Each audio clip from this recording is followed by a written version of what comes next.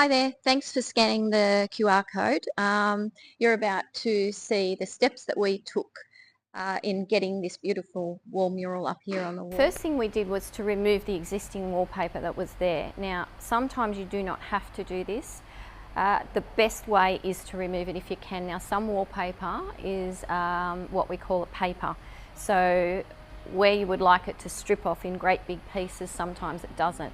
And in this case, ours didn't. So I stripped off what I could dry, and then I wet the wallpaper and then easily scraped away and got all. Okay, so once all of the wallpaper has been removed off the wall and you've cleaned the surface down with some sugar soap, or you've sanded the excess glue away, then it's ready, it's time to prime the wall. Now, we call that either a latex size or a primer, and the purpose of the primer is to go onto the wall, it seals it off, and it helps with the wallpaper adhesion.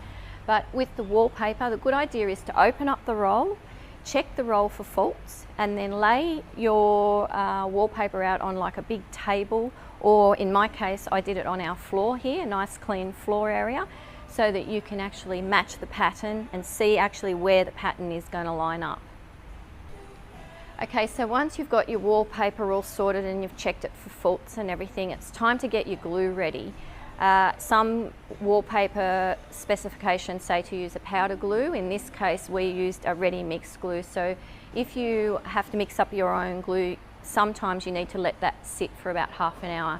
So I'd suggest to get your glue ready, make sure all your drops and everything are right, and then you're good to go.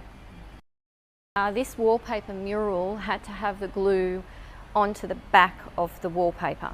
So I have some tables that I lay out, you know, long trestle tables, so that you can get the full length of the wallpaper. If you don't have that, you can use a dining room table, and just make sure the floor's clean so that when the wallpaper drops down, you're not getting any dust on it. And I applied with a wallpaper pasting brush the glue to the back of the paper. Now, there are a lot of good tools that you can use to hang wallpaper, and one I would recommend is to use a really good pasting brush. It holds a lot more product and it ensures that you get the paste and the glue right to the edges, so that that avoids the risks of seams lifting.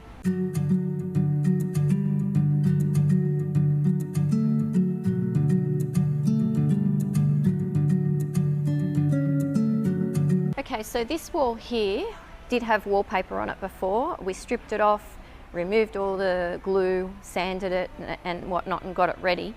And then we decided to use this product, Haymes Artisan. So I've done the brushed effect here, and what I'm holding here is the base coat.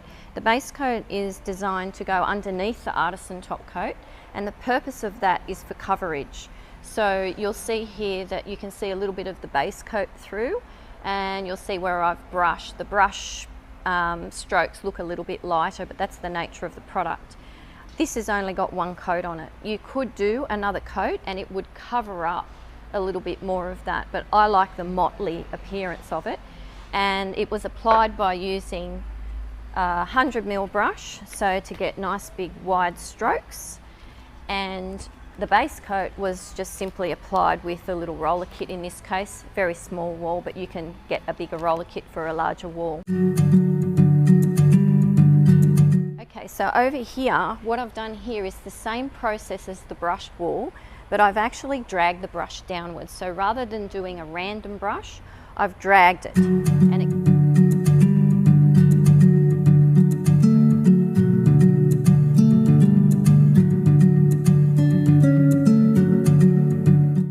okay, so if you've got to the end of this video, it means you've got to the end. So thank you for watching.